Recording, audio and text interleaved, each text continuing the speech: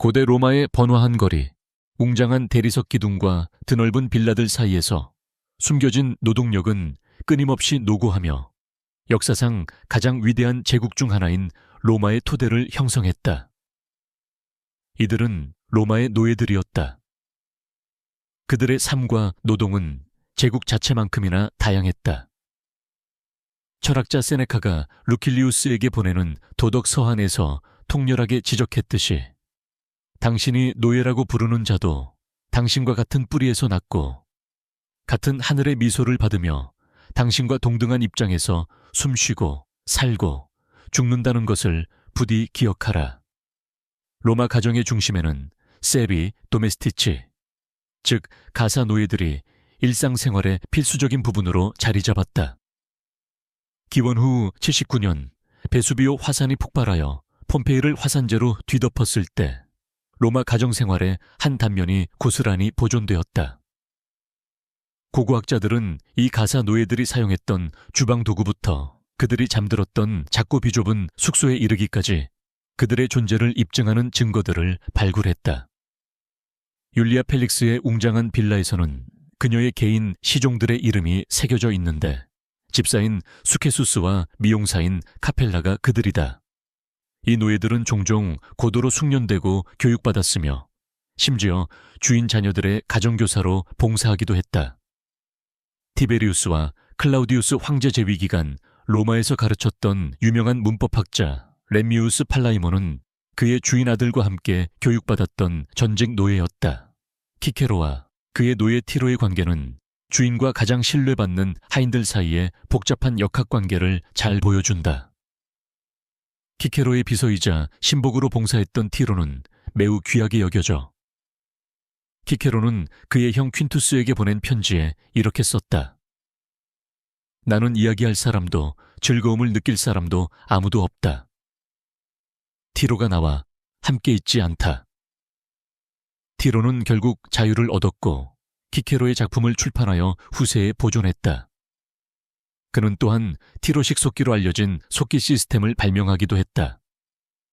또 다른 주목할 만한 예는 기원 후 50년경 히에라폴리스에서 노예로 태어났으나 자유를 얻은 후 가장 영향력 있는 스토아 철학자 중 한 명이 된 에픽테토스이다. 도시 성벽 밖 자결하는 이탈리아 태양 아래에서 농업 노예들은 라티푼디아로 알려진 광대한 대농장에서 노동했다.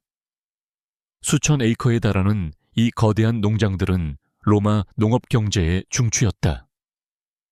데카토는 그의 저서 농업론에서 이 노예들의 가혹한 삶을 엿볼 수 있게 해주는데 입에 사시어 유게라 약 50에이커의 농장은 16명의 노예가 경작해야 한다고 권장했다. 그는 주인들에게 늙거나 병든 노예는 팔아버리고 인간이 아닌 일회용 도구처럼 취급하라고 조언했다.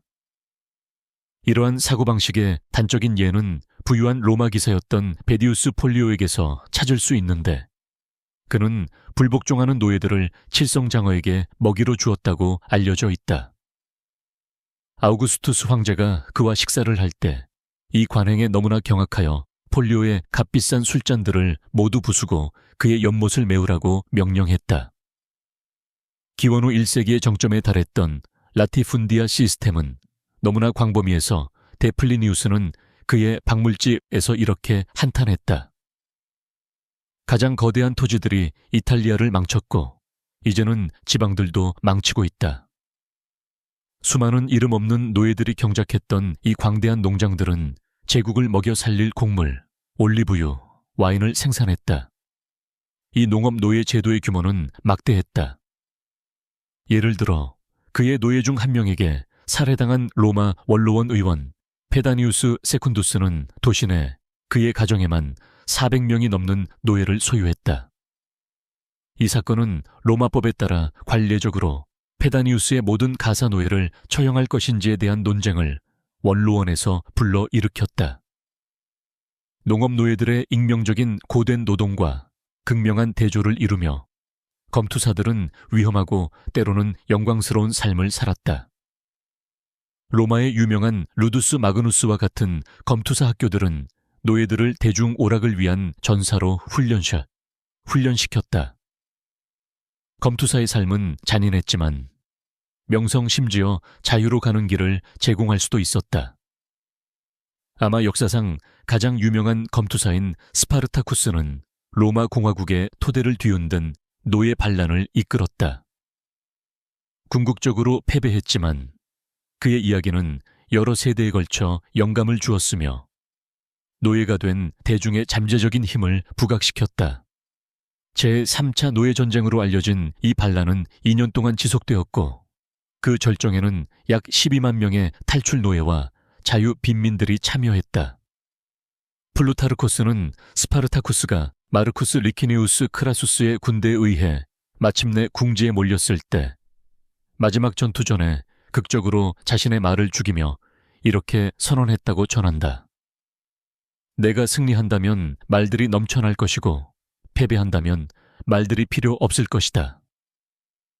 검투사들이 경기장에서 죽음에 직면한 반면 광산 및 채석장 노예들은 지구의 어두운 깊이에서 매일 죽음과 마주했다. 스페인 북서부의 라스 메둘라스 금광에서는 수천 명의 노예들이 위험한 조건에서 일했다. 데플리니우스는 그곳에서 사용된 수력 채굴 과정을 설명했는데 노예들이 언덕에 터널을 판 후 엄청난 양의 물을 방출하여 바위를 침식시키고 금광을 드러내게 했다. 사망률은 엄청났으며 많은 노예들이 이런 조건에서 겨우 몇 달밖에 살지 못했다. 그러나 그들의 노동은 로마 경제에 결정적이었으며 라스 메둘라스만으로 2세기 동안 약 160만 킬로그램의 금이 생산되었다. 그리스 지리학자 스트라보는 이 광산의 사망자 수가 처음 이 지역을 정복한 전쟁의 사망자 수를 초과했다.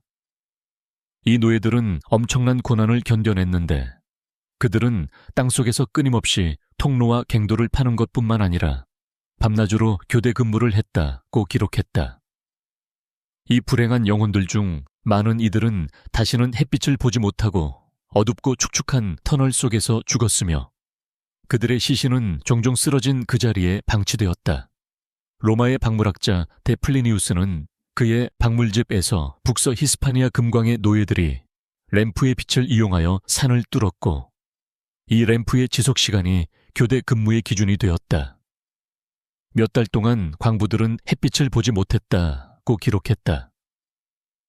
카라라의 대리석 차해석장에서는 노예들이 로마의 웅장한 건물들을 장식할 빛나는 흰색 돌을 채굴했다. 역사가 스트라보는 이 작업의 어려움을 언급하며 거대한 대리석 블록들이 특수 목재 썰매를 사용하여 가파른 산비탈을 따라 운반되는 과정을 묘사했다. 이 위험한 작업을 수행했던 노예들은 짧고 잔인한 삶을 살았으며 판턴과 같은 건축물에서 그들의 작업이 계속해서 경외심을 불러 일으키고 있음에도 불구하고 그들의 이름은 역사에 잊혀졌다.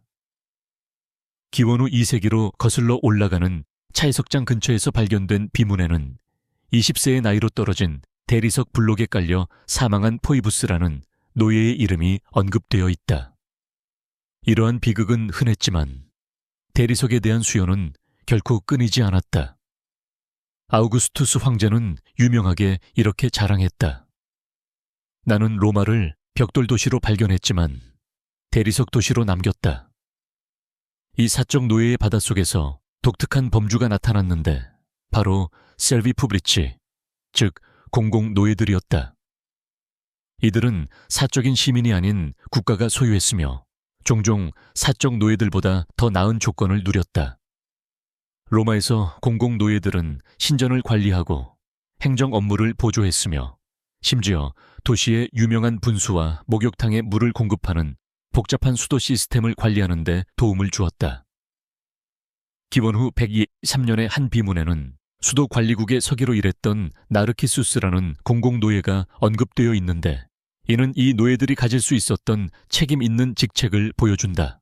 로마의 존경받는 여사제인 베스탈 신전 처녀 사제들은 각자 2명의 공공노예를 배정받아 신성한 의무를 수행하도록 보조했다.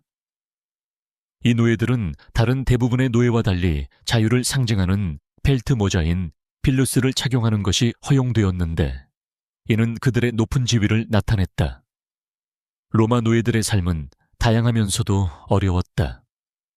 주인의 업무를 관리하는 교육받은 가사 노예부터 스페인의 금광에서 고되게 일하는 이름 없는 광부들에 이르기까지 각자는 광대한 로마 제국을 건설하고 유지하는 데 중요한 역할을 했다. 웅장한 역사적 서사에서 종종 간과되는 그들의 이야기는 로마의 유산이 세워진 토대를 형성하며 그 유산은 오늘날 우리 세계에 계속해서 매혹을 주고 영향을 미치고 있다. 풍자 작가 유베날이 그의 풍자 시집에서 날카롭게 지적했듯이 사람이 모든 수치심을 잃고 노예 상인의 가면을 쓰고 자신의 친구들을 파는 것을 부끄러워하지 않을 때 당신은 무엇을 할 수 있는가? 인간의 시장, 노예를 향한 로마의 끝없는 갈망, 로마 포름의 중심부, 상인들의 소란과 토가 옷자락에 스치는 소리 한가운데에 제국의 어두운 이면을 상징하는 냉혹한 유물, 즉 노예 시장이 서 있다. 이곳에서 인간의 생명은 올리브나 와인처럼 아무렇지 않게 사고 팔리는 상품이었다. 이국적인 향신료와 인간의 절망이 뒤섞인 냄새가 공기를 가득 채웠는데 이는 로마 노예 무역의 광대하고 복잡한 네트워크를 신랄하게 비유하는 것이었다. 로마의 국경이 확장됨에 따라 노예에 대한 갈망도 커졌다. 기원전 146년 카르타고 정복은 약 5만 명의 새로운 노예들로 시장을 넘쳐나게 했고 율리우스 카이사르의 기원전 58-50년 갈리아 전역은 거의 100만 명에 달하는 갈리아인들을 노예화하는 결과를 낳았다. 그리스 역사가 폴리비오스는 로마의 코린트 약탈 이후를 이렇게 묘사했다. 나는 그림들이 땅에 내던져주고 군인들이 그것들을 게임판으로 사용하는 것을 내 눈으로 보았다. 이 소중한 예술품들은 버려진 채 놓여 있었고 그들의 전 주인들은 사슬에 묶여 로마의 노예 시장으로 향할 운명이었다. 코린트 약탈을 이끌었던 로마 장군 문미우스는 그가 약탈한 예술품의 가치를 너무나 몰라 로마로 전리품을 운반하는 선장들에게 잃어버린 조각은 새로운 것으로 대체해야 할 것이라고 경고할 정도였다. 정복을 통한 로마의 노예 획득 규모는 엄청났다. 제3차 마케도니아 전쟁 이후 로마 장군 아이밀리우스 파울루스는 15만 명의 에페이로테스족 노예화를 감독했다. 이 대규모 노예화는 너무나 효율적이어서 그리스 역사가 플루타르코스는 나중에 이렇게 썼다. 70개 도시가 약탈되고 그 주민들이 노예가 되는데 단 1시간밖에 걸리지 않았다. 기원전 107년 로마 장군 가이우스 마리우스는 아쿠아 섹스티아 전투에서 트토네스족과 암브로네스족을 격파하고 8만 명의 포로를 붙잡아 노예로 팔았다. 로마 역사가 리비우스는 신카르타고 함락 후 스키피오 아프리카누스가 포로 분할을 직접 감독했는데 몸값을 지불하고 풀려날 시민들과 로마의 공공노예가 될 장인들을 구분했다고 전한다. 그러나 정복만이 노예의 유일한 원천은 아니었다. 특히 지중해에서의 해적 행위가 중요한 역할을 했다.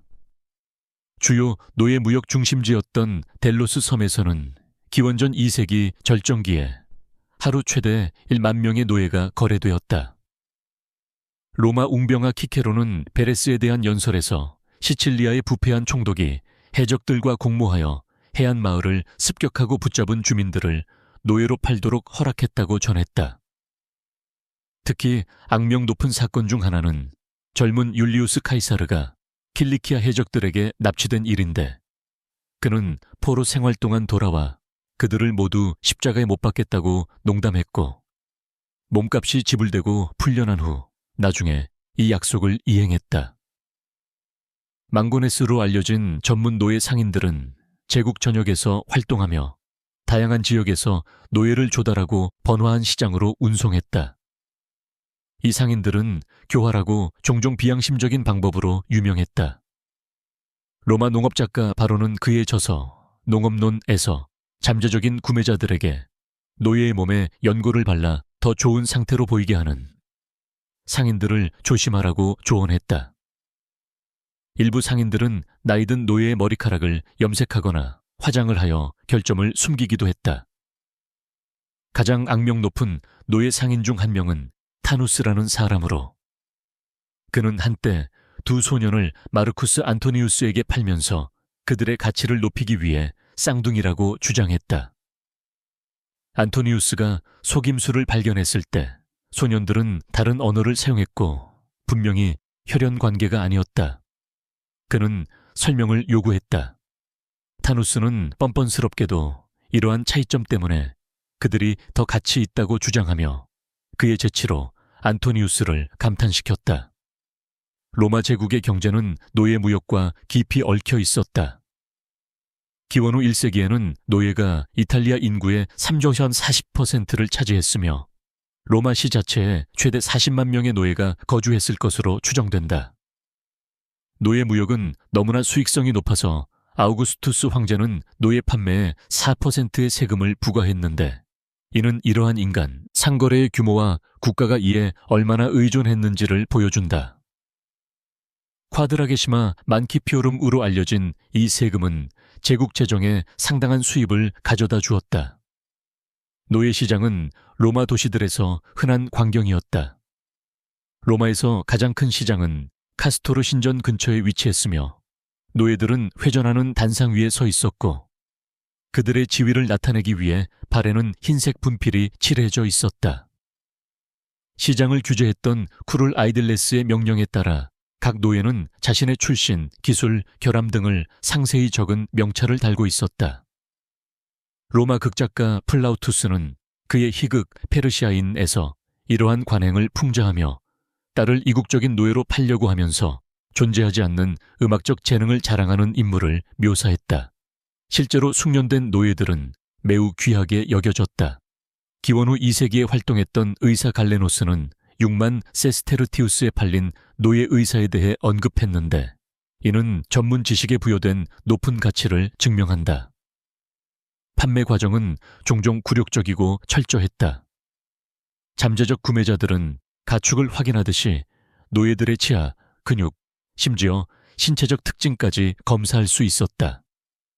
기원 후 2세기에 활동했던 갈레노스는 일부 구매자들이 소년 소녀들의 몸을 쓰다듬어 신체 상태를 판단했다고 묘사했다. 특별한 기술이나 아름다움을 가진 노예는 높은 가격을 받을 수 있었다. 예를 들어 문법학자 루키우스 다프니스는 70만 세스테르티우스에 팔렸는데, 이는 군단병 700명의 연봉에 해당하는 금액이었다. 웅병아이자 교사인 퀸틸리아누스는 그의 웅변술 교수법에서 잘 교육된 노예는 10만 세스테르티우스 이상 가치가 있을 수 있다고 조언하며 지적 능력에 부여된 가치를 강조했다. 고가 노예, 특히 전문 기술이나 뛰어난 아름다움을 가진 노예를 위해서는 사적인 경매가 열렸다. 시인 마르티알리스는 그의 한 에피그램에서 에로스라는 이름의 아름다운 노예 소녀가 경매되는 모습을 묘사한다. 100개의 손이 입찰을 위해 올라왔고 경매인은 거의 그 수를 파악할 수 없었다. 이러한 경매는 매우 경쟁적일 수 있었다.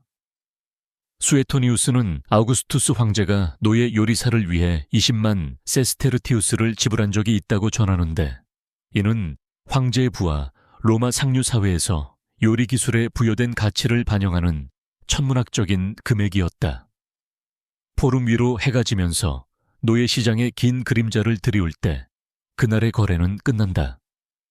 내일은 새로운 배들이 오스티아에 정박하여 먼 땅에서 온 새로운 짐을 가져올 것이다. 로마의 인간, 시장은 결코 진정으로 닫히지 않는다. 제국의 노예에 대한 갈망은 정복의 야망만큼이나 광대하고 끝이 없기 때문이다. 기원 후 2세기 초에 글을 쓴 풍자 작가 유베날의 말처럼 사람이 두려워한다면 믿지 않을 것은 아무것도 없고 탐욕스럽다면 견디지 못할 것도 아무것도 없다.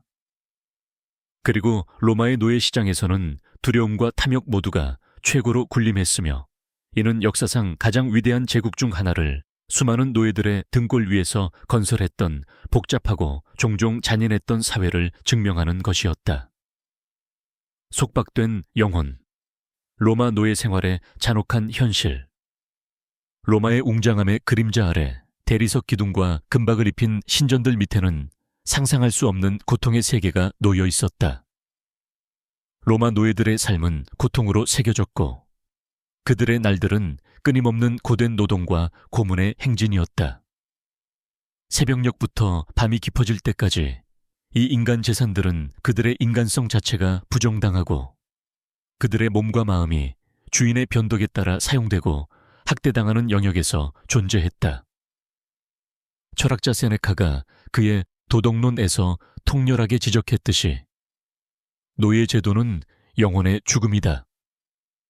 로마의 7 언덕 위로 첫 햇살이 드리워질 때 제국 전역의 노예들은 초라한 잠자리에서 몸을 뒤척였다. 이탈리아 시골의 광대한 라티푼디아에서는 발목에 사슬이 채워진 수백 명의 농업 노예들이 밭으로 비척거리며 나갔다. 데카토는 그에 져서 농업론에서 토지 소유자들에게 노예들을 끊임없이 일하게 하라고 조언하며 이렇게 썼다. 일로 바쁜 사람들은 악행으로 바쁘지 않다. 이 잔인한 철학은 들판 노예들이 자결하는 지중해 태양 아래에서 하루에 최대 16시간 동안 일하며 작물을 돌보거나 포도나무를 가지치기 할 때 허리를 2배로 굽혀야 한다는 것을 의미했다. 캄파니아의 드넓은 포도밭에서 노예들은 귀한 팔레르니아 와인을 생산하는 포도나무를 돌보는 고된 작업을 시작하기 위해 새벽 일찍 일어났다. 농학자 콜루멜라는 노예들의 탈출을 막기 위해 포도밭 노예들의 이마에 문신을 새기도록 권장했는데 이는 이 개인들을 문자 그대로 재산으로 낙인 찍는 관행이었다. 도시 노예들은 들판과 광산의 고된 노동을 면했지만 그들 나름의 어려움에 직면했다. 부유한 가구의 가사 노예는 수백 명에 달할 수 있었고 각자는 빌리쿠스, 가정관리인에부터 가장 낮은 주방 자벽부까지 특정 임무를 맡았다. 그들의 날들은 끝없는 봉사의 연속이었다. 로마 시인 유베날은 그의 제3풍자시알에서 부자의 수행원들에 대해 생생하게 묘사한다. 그의 곁에는 온전한 시종대가 걷는다. 그곳에서는 그의 관리하 영지관리인을 볼 수 있고 이곳에서는 그의 무어인 재산의 관리인을 볼 수 있다. 수행원들의 이야기는 끝이 없다. 이 노예들은 끊임없는 감시 아래 살았으며 그들의 모든 행동은 주인의 승인이나 불쾌감의 대상이었다. 클라우디우스 황제의 가정에서 팔라스라는 해방 노예는 너무나 높은 지위에 올라 군대에서 복무한 적이 없음에도 불구하고 군사훈장인 하스타푸라를 수여받았다. 그러나 그렇게 총애받는 개인조차도 순식간에 몰락할 수 있었다. 역사가 수에토니우스는 클라우디우스가 로마 귀부인들과 간통했다는 이유로 자신이 가장 아끼던 해방 노예 중 한 명을 처형했다고 전한다. 육체적 학대는 많은 노예들에게 일상의 현실이었다. 로마 법률가 가이우스는 그의 법학 강요에서 사실적으로 이렇게 진술했다. 우리는 주인이 노예들을 원하는 대로 다룰 수 있다는 것을 주목할 수 있다. 이러한 잔인성에 대한 카르테 블랑슈는 끔찍한 학대로 이어졌다. 채찍질은 너무나 흔해서 채찍은 노예 주인의 권위의 상징이 되었다. 극작가 플라우투스는 그의 희극 중 하나에서 한 인물이 노예를 위협하며 이렇게 말하게 한다. 내 채찍으로 네 등을 네 머리카락보다 더 붉게 만들겠다. 주인을 불쾌하게 하거나 탈출을 시도한 노예에게는 더 가혹한 처벌이 기다리고 있었다. 역사가 타키투스는 도시 총독 페다니우스 세군두스가 그의 노예 중 한 명에게 살해된 후 대중의 항의에도 불구하고 가사노예 400명 전원이 처형되었다고 전한다. 이 사건은 주인이 살해된 가정의 모든 노예를 처형하도록 명령한 세나투스 콘술툼 실라니아눔이라는 법령의 잔혹한 적용을 부각시킨다. 철학자 세네카는 루킬리우스에게 보낸 편지에서 그러한 대규모 처형의 여파를 목격한 것을 묘사한다. 최근 아침의 스펙터클에서 나는 2명의 희생자가 맹수들에게 던져지는 것을 보았다. 군중은 희생자들을 중앙으로 다시 데려와 새로운 상처를 입히라고 요구한다. 로마 사회에서 노예의 법적 지위는 모호하지 않고 가혹했다. 법률가 울피아누스가 기원 후 3세기 초에 선언했듯이 Servil caput nullum, iud habet. 노예는 법적 지위가 없다. 이는 노예들이 고문을 받지 않는 한 법적으로 결혼하거나 재산을 소유하거나 법정에서 증언할 수 없음을 의미했다. 여성 노예의 자녀는 아버지의 신분과 관계없이 자동으로 어머니 주인의 재산이 되었다. 이러한 법적 비인격성은 너무나 뿌리 깊어서 노예가 자유로워진 후에도 이전 주인에게 옵세퀴움, 의무감을 빚지고 있었다. 아마 로마 노예 제도의 가장 교활한 측면은 노예, 특히 여성 노예의 착취였다. 주인은 노예에 대해 완전한 통제권을 가졌는데 이는 종종 개인 하인을 완곡하게 표현하는 일반적인 라틴어 문구 안칠라 도미니, 주인의 여종과 푸에르 데리카투스, 귀한 소년에 반영되어 있다. 시인 호라티우스는 그의 풍자 시집에서 노예 소녀들을 유흥을 위해 사용하는 것을 일상생활의 정상적인 부분으로 아무렇지 않게 언급한다. 이러한 학대는 너무나 정상화되어 노예의 다른 의무를 방해하지 않는 한 거의 언급되지 않았다. 클라우디우스 황제의 어머니인 안토니아 미노르의 사례는 이러한 착취의 정도를 보여준다. 수에토니우스는 그녀가 자신의 비서 팔라스가 그녀의 접근을 거부하자 그를 십자가에 못 박았다고 기록했는데 이는 주인들이 노예에 대해 가졌던 절대적인 권력을 소름 끼치게 상기시킨다. 노예에 대한 처벌은 그 잔혹함에 있어 창의적일 수 있었다. 작고 어두운 공간에 감금하는 형태인 콜룸바리움은 노예의 의지를 꺾기 위해 사용되었다. 일부 불행한 노예들은 아드 베스티아스로 판결받아 대중 오락을 위해 경기장의 맹수들에게 던져졌다. 가장 두려운 처벌은 반란과 같은 가장 심각한 범죄에만 적용되는 십자가형이었다. 그러나 이 고통의 바닷속에서도 상대적인 안락함의 섬들이 있었다. 의사, 교사 또는 회계사와 같은 일부 숙련된 노예들은 비교적 잘 살았고 심지어 결국 자유를 살 수 있는 저축, 페쿨리움을 축적하기도 했다. 저항의 사슬, 로마 노예 반란에 알려지지 않은 이야기. 로마 역사의 연대기에서 제국의 토대를 뒤흔들었던 노예 반란만큼 비극적이면서도 영감을 주는 이야기는 거의 없다. 인간 고통의 깊은 곳과 꺼지지 않는 자유에 대한 갈증에서 비롯된 이 봉기들은 고대 세계에 지울 수 없는 흔적을 남겼고 로마로 하여금 노예를 기반으로 한 사회의 잔혹한 현실에 맞서도록 강요했다. 이러한 반란 중 가장 유명한 스파르타쿠스가 이끈 제3차 노예 전쟁은 기원전 73년 잠자던 화산처럼 분출했다. 로마에 의해 노예가 된 트라키아 검투사 스파르타쿠스는 카푸아의 루두스에서 70명의 동료 검투사들과 함께 탈출했다.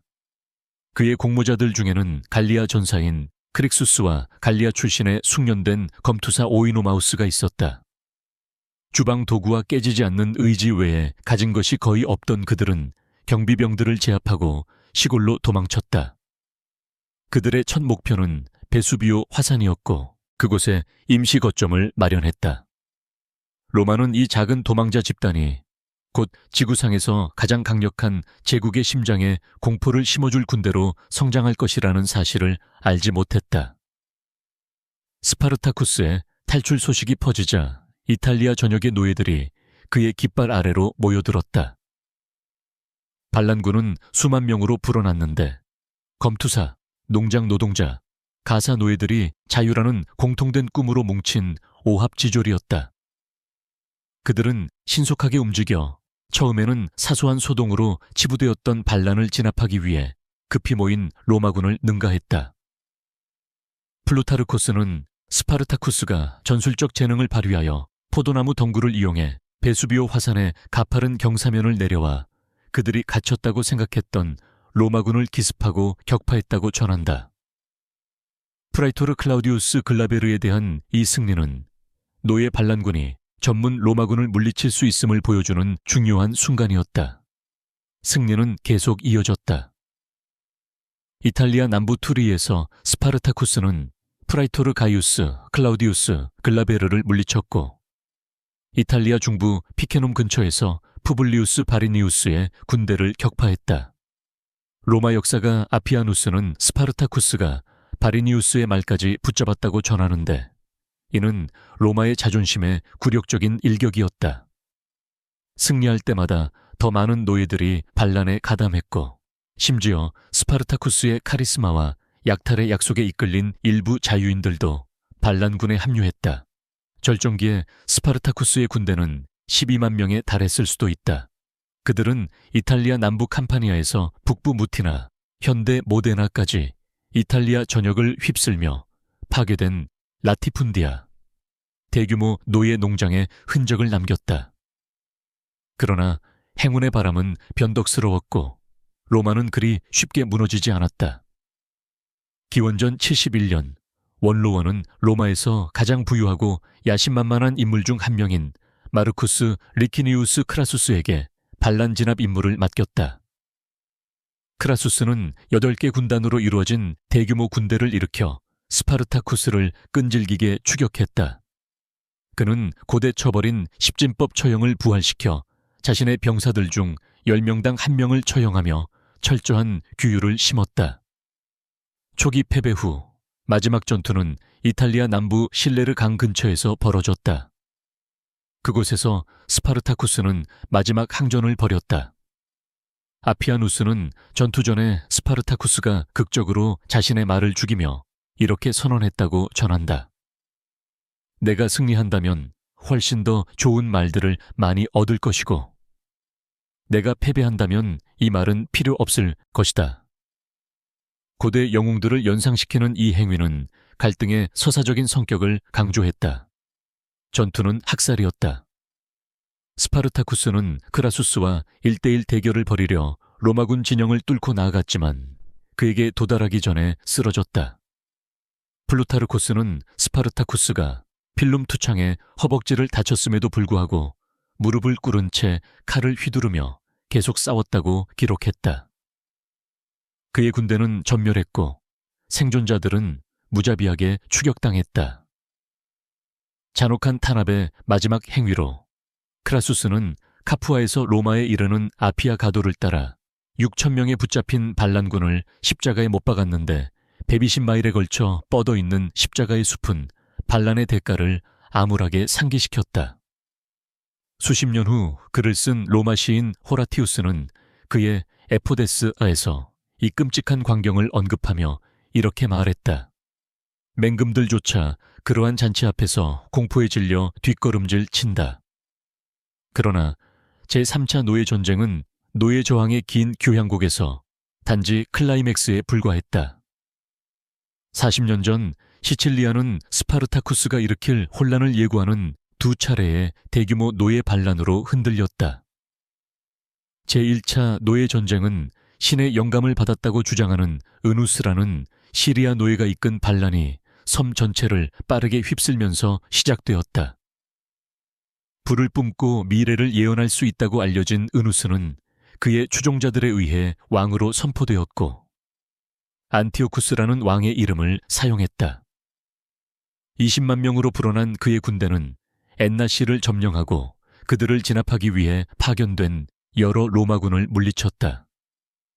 반란은 들불처럼 번져나갔고 또 다른 노예 지도자 클레오는 아그리겐툼을 점령하고 은우스와 합류했다. 3년 동안 그들은 시칠리아의 넓은 지역을 장악하고 자체 주화를 주조하는 노예 왕국을 세웠다.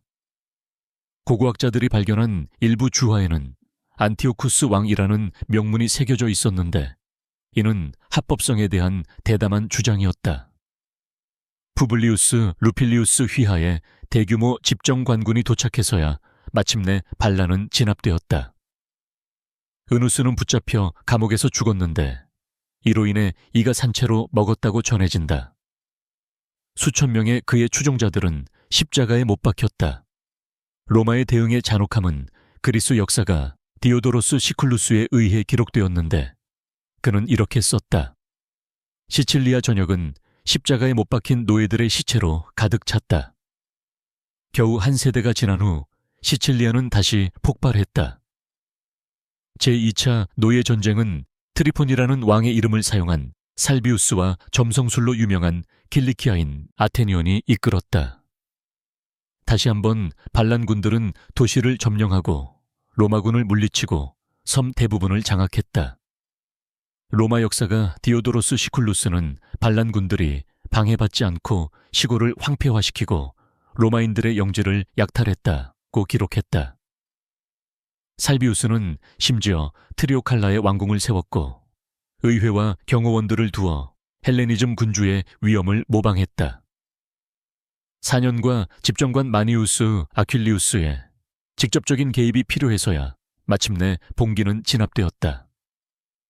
아퀼리우스는 반란군이 사용하는 수원지를 독살하는 초기 형태의 화학전을 사용했는데 이는 로마가 반란을 종식시키기 위한 필사적인 노력을 보여주었다.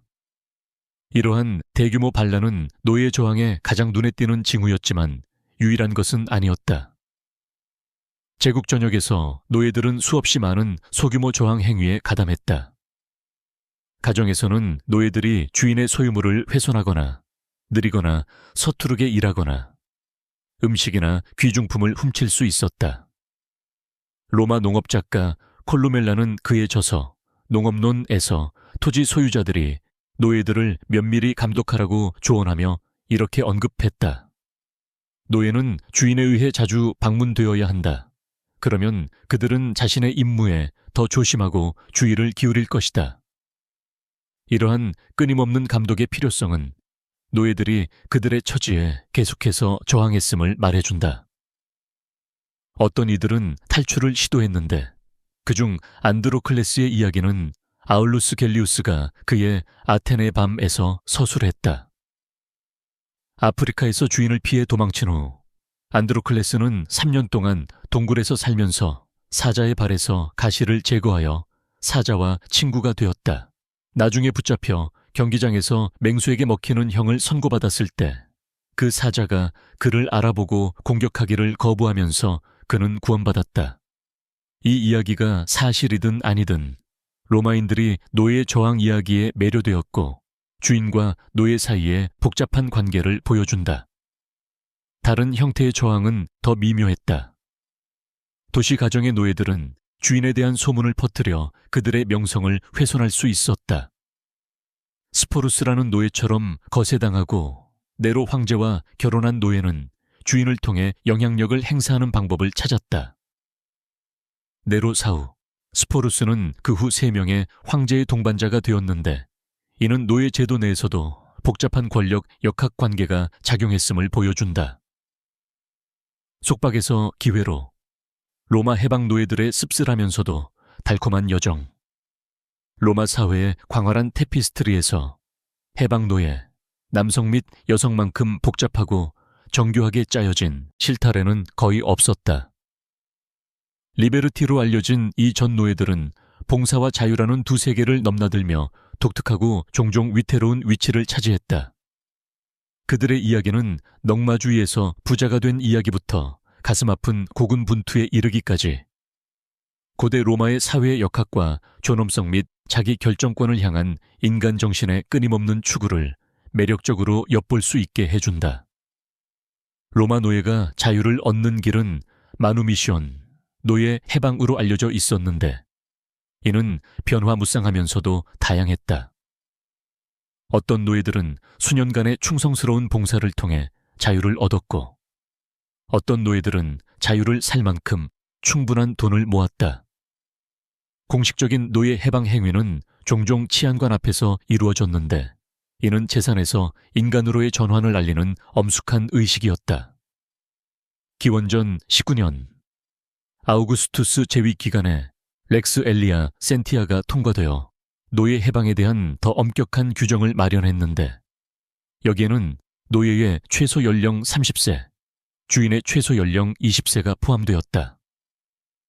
이 법은 또한 심각한 범죄로 처벌받았던 노예들은 데디티키라는 시민권 없는 낮은 형태의 자유인 지위로만 해방될 수 있다고 규정했다. 가장 흔한 노예 해방 방법 중 하나는 주인의 유언을 통해서였다. 기원후 1세기 후반에 글을 쓴 로마 정치가 소 플리니우스는 그의 편지에서 죽을 때 여러 노예를 해방한다고 언급하며 이렇게 말했다. 나는 가치 있다고 생각하는 노예들에게 자유를 주었다. 이러한 관행이 너무나 널리 퍼져서 아우구스투스는 로마 사회에 새로운 시민들을 대거 유입시킬 수 있는 대규모 노예 해방을 막기 위해 유언으로 해방될 수 있는 노예의 수를 제한해야 했다. 기원전 2년에 렉스 푸피아 카니니아는 유언으로 해방될 수 있는 노예의 비율을 제한했는데 소규모 노예 소유주의 경우 절반에서 500명 이상의 노예를 가진 경우 최대 100명까지였다. 자유를 얻은 후 이 전 노예들은 새로운 기회의 세계로 들어섰지만 동시에 잔존하는 의무도 안고 있었다. 그들은 종종 이전 주인의 이름을 자신의 개인 이름에 덧붙여 사용했다. 해방 노예와 그들의 이전 주인, 이제는 후원자라고 불림. 사이의 관계는 옵세퀴움이라는 의무와 책임의 개념에 의해 규정되었다. 해방 노예들은 후원자들에게 존경을 표하고 서비스를 제공해야 했으며 후원자들은 그 대가로 보호와 지원을 제공했다. 이러한 호혜적인 관계는 유익할 수 있었지만 많은 리베르티에게 진정한 독립은 여전히 요원하다는 것을 의미하기도 했다. 로마 법률가 울피아누스는 이러한 관계의 중요성을 강조했다. 해방 노예는 항상 자신이 받은 혜택을 기억하고 자신의 의무를 수행하기를 거부해서는 안 된다. 이러한 제약에도 불구하고 일부 해방 노예들은 놀라운 삶을 개척했다. 아마도 가장 유명한, 비록 허구이지만 얘는 기원후 1세기에 페트로니우스가 쓴 사티리콘에 나오는 허세 부리는 주인 트리말키오일 것이다. 이 풍자 작품은 트리말키오를 엄청난 부를 축적하고 화려한 만찬 파티에서 자랑하는 전 노예로 묘사한다. 코믹한 효과를 위해 과장되었지만 트리말키오는 해방 노예들 사이에서 나타난 매우 현실적인 사회 이동 현상을 대표한다. 그의 자랑스러운 주장인 나는 한때 개구리였지만 이제는 왕이 닿는 신흥부유층 해방 노예들의 열망과 때로는 화려한 과시를 잘 보여준다. 실제 성공 사례도 드물지 않았다. 기원전 64년경 스페인이나 알렉산드리아에서 노예로 태어난 가이우스 율리우스 히기누스는 아우구스투스에 의해 해방되어 팔라티노 도서관의 관장과 신화, 천문학, 농업에 대한 저명한 작가가 되었다. 그의 작품인 에파블레와 천문학은 수세기 동안 표준 참고 문헌이 되었다. 또 다른 주목할 만한 해방 노예는 기원후 1세기에 클라우디우스 황제 휘에서 강력한 제국 비서로 성장한 마르쿠스 안토니우스 팔라스였다. 데플리니우스는 팔라스가 당시로서는 천문학적인 금액인 3억 세스테르티우스의 재산을 모았다고 기록했다. 그러나 로마 역사가 타키투스는 팔라스의 영향력을 경멸적인 시선으로 보았고 그의 연대기에서 그 해방 노예가 무한한 권력을 휘둘렀다고 썼다. 사업 및 상업 세계는 야심만만한 해방 노예들에게 특히 비옥한 토양을 제공했다. 많은 이들이 노예 생활 동안 공예, 무역, 행정 등에서 귀중한 기술을 개발했다. 로마의 지중해 관문이었던 번화한 항구 도시 오스티아는 해방 노예 활동의 온상이었다. 그곳에서 발견된 비문들은 성공적인 상인, 선주, 심지어 황제 숭배의 종교 관리인이 된 해방 노예들을 보여준다. 그러한 예 중 하나는 폼페이의 해방 노예 은행가 루키우스 카이킬리우스 유쿤두스로 베수비오 화산 폭발로 보존된 그의 밀라판들은 당시의 금융거래에 대한 귀중한 통찰력을 제공한다. 그러나 모든 성공 사례마다 수많은 다른 사람들은 계속되는 고군분투와 차별에 직면했다. 해방 노예들은 정치적 직위를 맡거나 군대에 입대하거나 원로원 계급과 결혼하는 것이 금지되었다. 해방 노예의 아들이었던 로마 시인 호라티우스조차도 그의 재능과 인맥에도 불구하고 사회적 속물주의에 직면했다. 그의 풍자 시집에서 그는 자신의 출신을 경멸하는 사람들에 의해 해방 노예의 아들이라고 조롱당했던 것을 회상한다. 호라티우스의 유명한 구절 벨투스 리버타스케 파리부스 호미니부스 수온티 옴니아 미덕과 자유는 동등한 인간에게 모든 것이다. 는 그러한 편견에 대한 단호한 반응으로 볼 수 있다. 한때 노예였다는 낙인은 해방 노예뿐만 아니라 그들의 후손에게도 종종 따라붙었다. 한 가족이 노예 출신이라는 오명을 완전히 씻어내려면 일반적으로 세대가 필요했다.